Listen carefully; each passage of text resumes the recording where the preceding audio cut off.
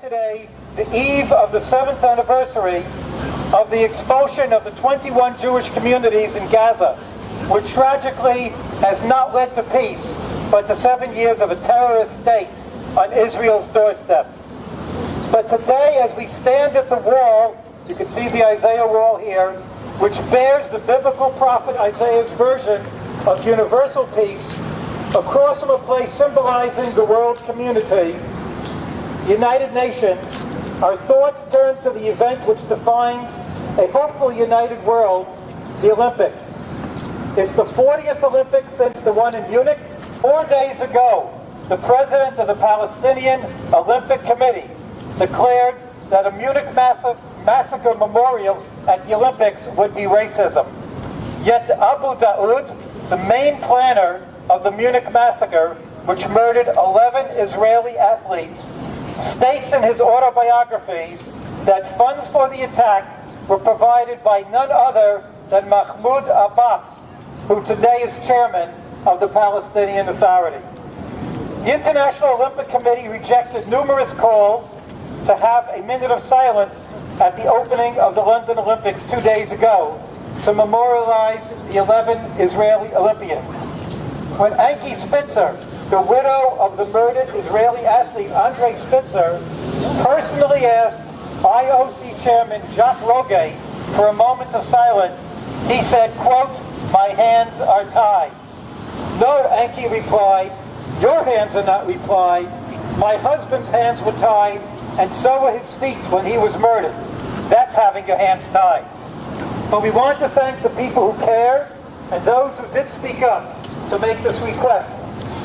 They include President Obama, Mitt Romney, the U.S. Senate and House, the Australian, Canadian, and German parliaments, the Speaker of the British House of Commons, and 50 British parliamentarians, and NBC Olympic sportscaster Bob Costas. The Italian Parliament observed a minute of silence. And 1 block away from here on Friday, in front of the Israeli consulate, legislators and religious leaders held a memorial. He said clearly, rejecting the moment of silence at the 2012 Olympics sends the message that you can kill and massacre and the world will go on as usual.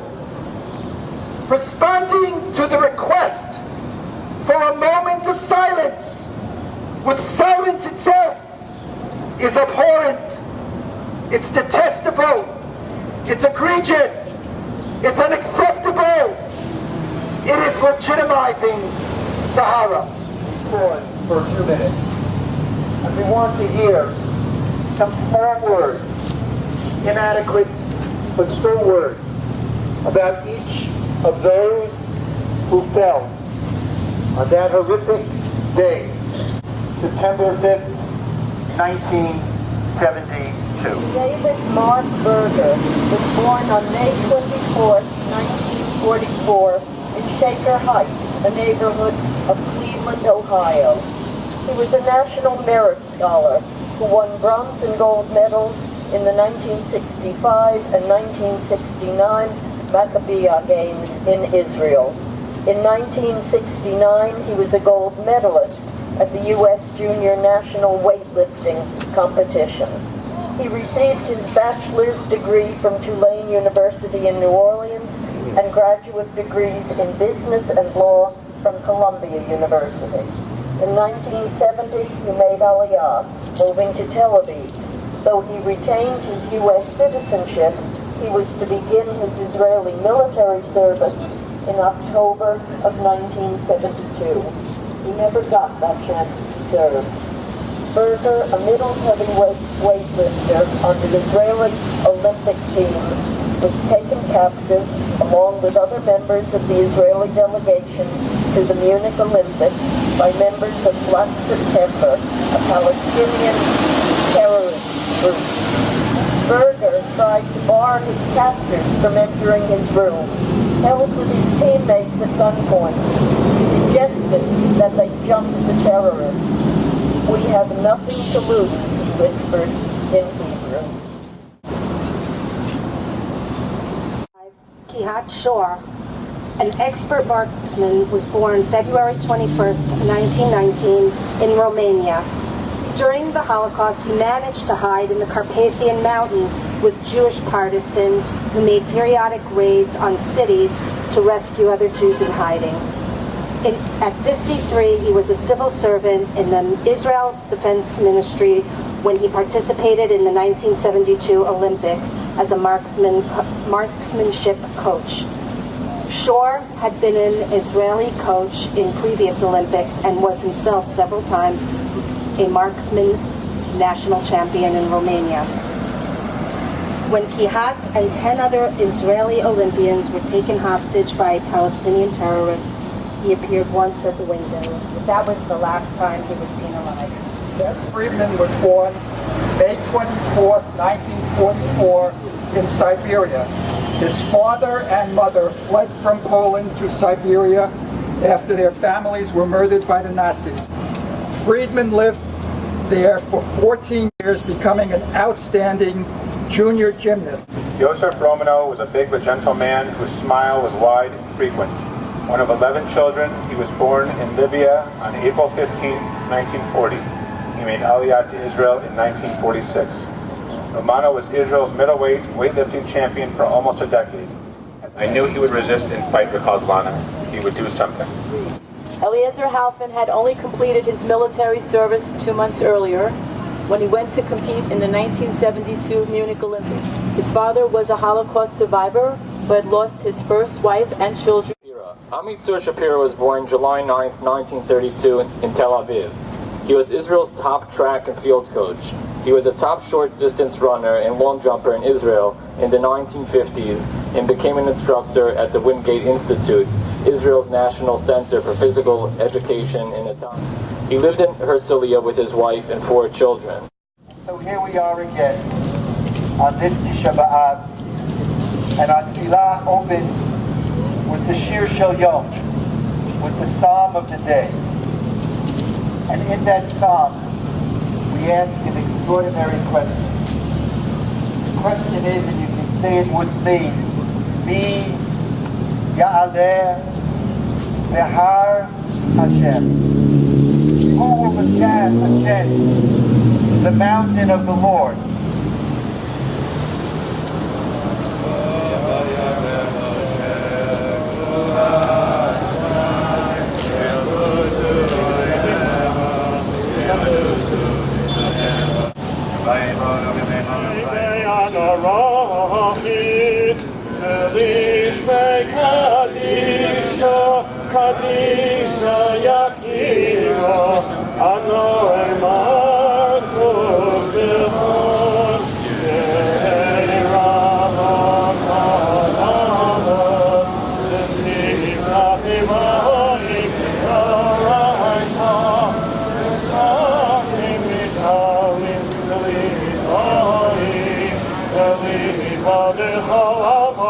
Israel,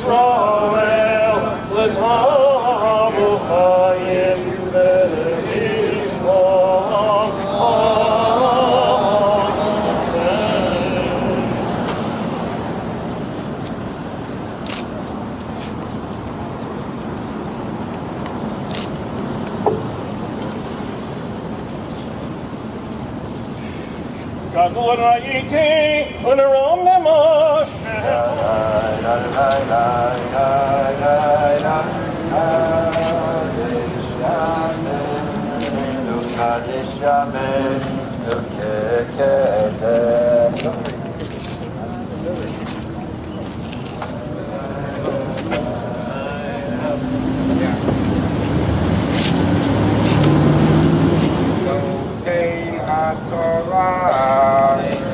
Amen. ויכל משה למה אדוני יכרע אפך בימיך אשר הוצאתו מארץ מצרים בכוח גדול Torah scroll. This is the Bible, written by hand on parchment. It's the way it's been done for thousands of years. What is the meaning of the wrapping? By wrapping, basically you say that you're wrapping yourself around and you're binding yourself to God.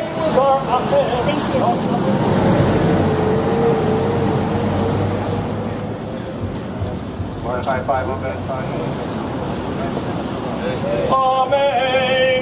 ויאמר אדוני אל משה פסוק לך שלך סבנים קרבי שם על ראש ההר ואיש לא יעלה עמך גם איש אל ירא בך ההר גם הצאן והבקר אל יראו אל מות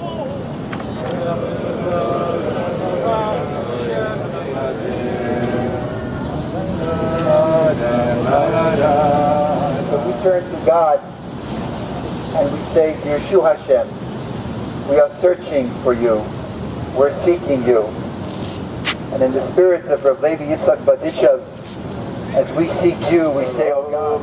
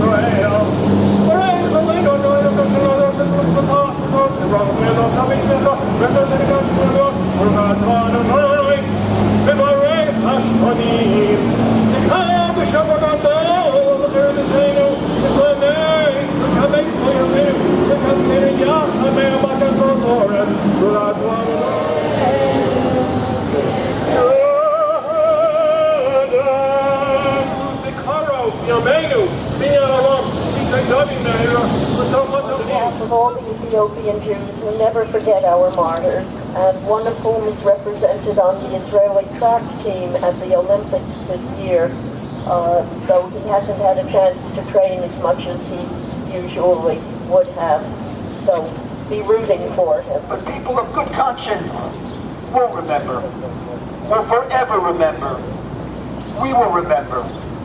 We will remember that moment when there was that choice, infamy, or reaching for the heroic stars. The world may forget, but we shall never, ever forget. Avi Weiss certainly deserves a tremendous thanks. Nachum Siegel from FMU, JM and the AM has done tremendous work. The Jewish Press, the Jewish Link, and the other Jewish